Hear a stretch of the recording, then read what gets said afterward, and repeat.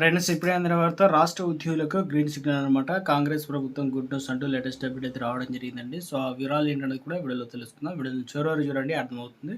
మరోసారి ఛానల్ ఇస్తే తప్పకుండా సబ్స్క్రైబ్ చేసుకోండి. చూస్తున్నారు కానీ లైక్ మర్చిపోతున్నారు, వెంటనే లైక్ చేయండి. వీళ్ళకైతే వెళ్ళిపోదాం.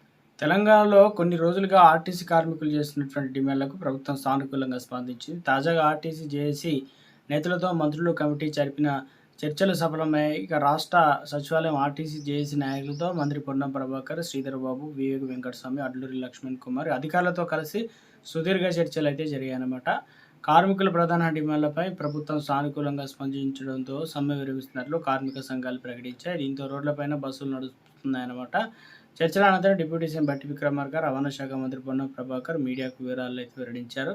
ప్రభుత్వం తీసుకున్న కీలక నిర్ణయాలు. ఆర్టీసీ కార్మికులకు 11% పీఆర్సీ ప్రకటించింది ప్రభుత్వం. ఆర్టీసీని ప్రభుత్వం విలీనం చేసే ప్రక్రియకు అధ్యయనం చేయడానికి ఒక ప్రత్యేకమైన కమిటీని కూడా ఏర్పాట్లు చేస్తున్నట్లు తెలిపిందనమాట. చాలా కాలం పెండింగ్లో ఉన్నటువంటి యూనియన్ ఎన్నికల నిర్వహణకు ప్రభుత్వం అంగీకరించింది.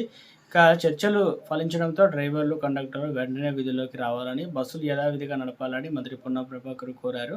ఆర్టీసీ మన సంస్థ, అందులో మన కుటుంబాలు మనవి. వారి సమస్యలు పరిష్కరించాలనేది ప్రభుత్వ ఉద్దేశం. సుదీర్ఘ చర్చల తర్వాత పీఆర్సీతో పాటు ఇతర డిమాండ్లకు సానుకూలంగా నిర్ణయం తీసుకున్నామంటూ బట్టి విక్రమార్క అయితే అన్నారు. కార్మికుడు శంకర్ గౌడ్ మరణం అత్యంత బాధాకరమని బట్టి విక్రమార్క అన్నారు.